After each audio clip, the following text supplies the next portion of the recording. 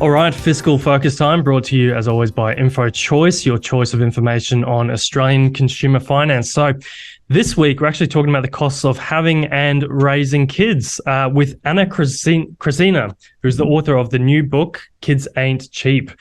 G'day, Anna. Welcome to the Savings Tip Jar. Hi, thanks so much for having me. Thanks for joining us, Anna. So your book kind of detailed this in obviously more detail, but just broadly, what's the sort of overall cost of kids, say, raising them from birth to age 18 or whenever you kick them out of the home? Yeah, so there's not a lot of recent data, unfortunately, but the data says that if you have two kids, it's around $893,000. Wow. So around $450K to raise one kid, approximately. And that's just the cost of a kid, let alone all those other hidden costs that you might have as well.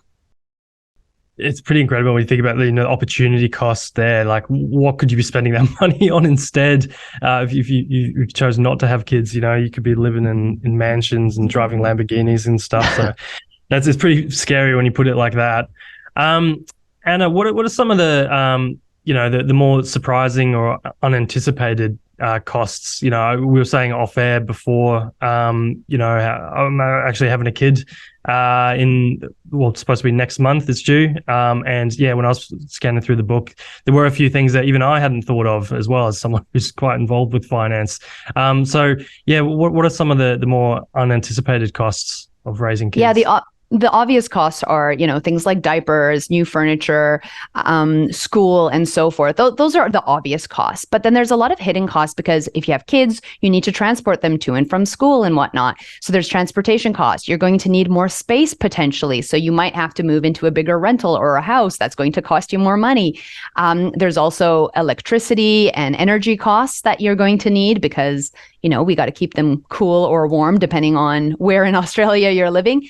And those are all just hidden costs that come with having a kid. But then there's additional costs that people don't often think of, especially if you're a parent planning on taking parental leave, which is predominantly women here in Australia.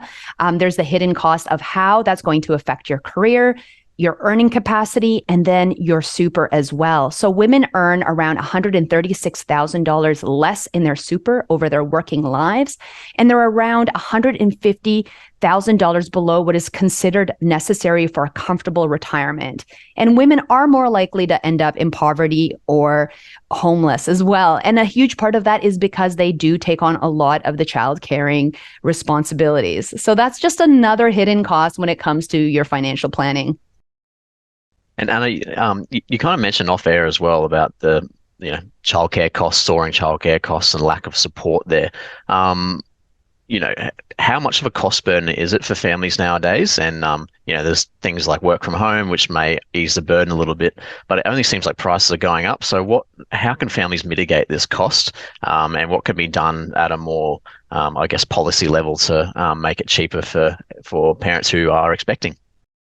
Yeah, childcare costs or early childhood education and care is around $100 to $200 a day. There's a subsidy that goes towards that as well, but it really depends on a lot of things, such as your earning capacity, how many hours your childcare is open for, and so forth. And so this is a very kind of complex system already. And there's a lot of organizations that are trying to change the policy around this. How do we make it more affordable? And a big part of that is how do we subsidize parents who have children in early childhood education? Because the thing is, if we can support parents, then more people will be in the workforce. There's more support for those parents going back, especially women who are taking time off and so forth.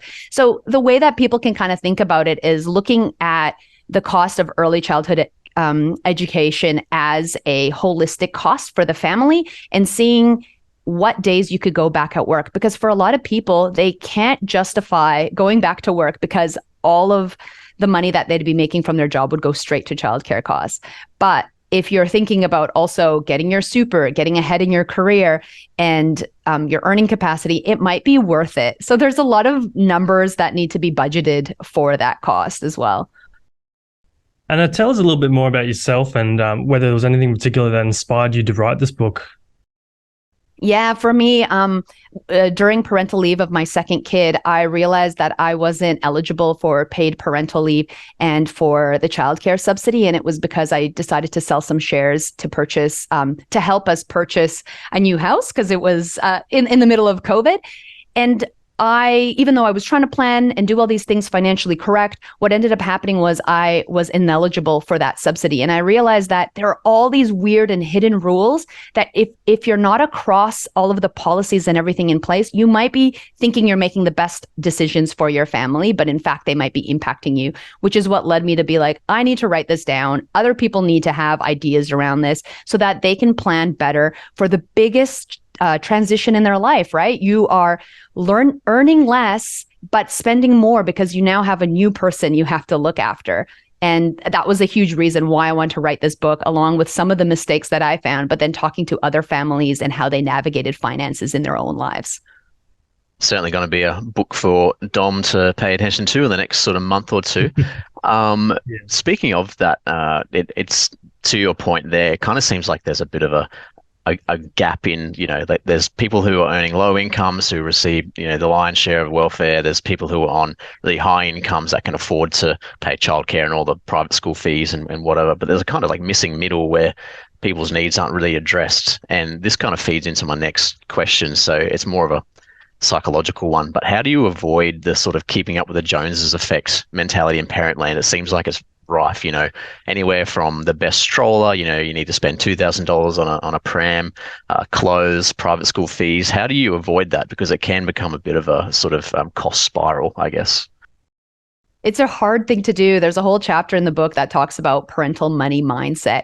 And a big part of that is values, trying to sit down, think about how you were raised. What do you value when it comes to money? And what do you value for your own family? It's easy to get caught up in taking sensory classes and taking your kids to swimming and dance and soccer and so forth. But the real thing is, as a parent, you need to think about what do you value and what's most important to you?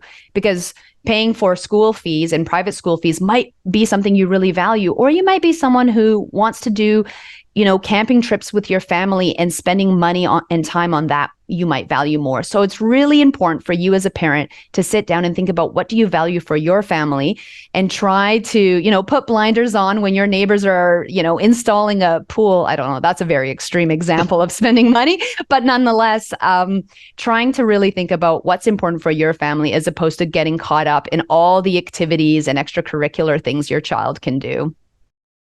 Nana, just another question about mindset. You said in the book how, when you're in your 20s, you weren't really thinking at all about having kids. And then when you hit your 30s, you suddenly had that mindset change where you decided you really wanted to have kids. I wonder, this must happen to a lot of people. And do you think it really hampers their preparation, maybe setting themselves up financially to be in a position to have kids when it is so sudden, that change? Yeah, well, a lot of people don't expect to fall pregnant. That is a thing that it's a surprise. And if you're not prepared, it might be a hard thing to navigate. Whereas others do want to plan, but then there are other hidden costs like fertility costs that they didn't account for. So I think holistically, if we can set ourselves up to be in a better financial situation as individuals, it'll be easier for us to then plan for our families as well. But if you can't do that, there are little things that you can do to try to reduce your expenses and save as much money as you potentially can. Because once kids come into the picture, things do get much more expensive. It's harder to save. It's harder to invest. It's harder to put money aside. So if you can plan as much as possible ahead of time, that's probably the best way. It's easy to plan these things, but sometimes life throws you a curveball. But we'll talk more now about a kind of more philosophical debate around the falling birth rate. Why aren't people having so many kids anymore? With governments having to essentially import people to keep up the kind of growth. And what ramifications does that have for society / the economy? Yeah, that's a fantastic question. As we've seen birth rates kind of drop, a huge part of that is cost. Kids are really expensive, and we especially see that in early education costs. That's the biggest hit that families usually experience because it's a little bit more dispersed afterwards.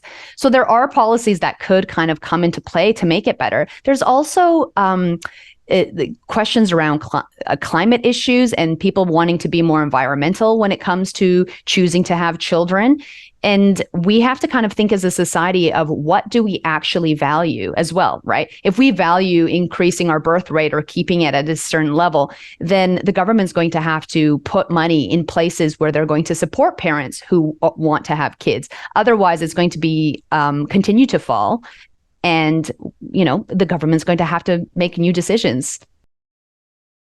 Yeah, it's definitely a major challenge for a lot of Western countries are facing at the moment with those falling birth rates. I know this has been a very insightful discussion. Really appreciated your time running through all this. Obviously, for me personally as well, there's a lot of things for me to learn in this space too. So thank you so much for your time on the Savings Tip Jar podcast.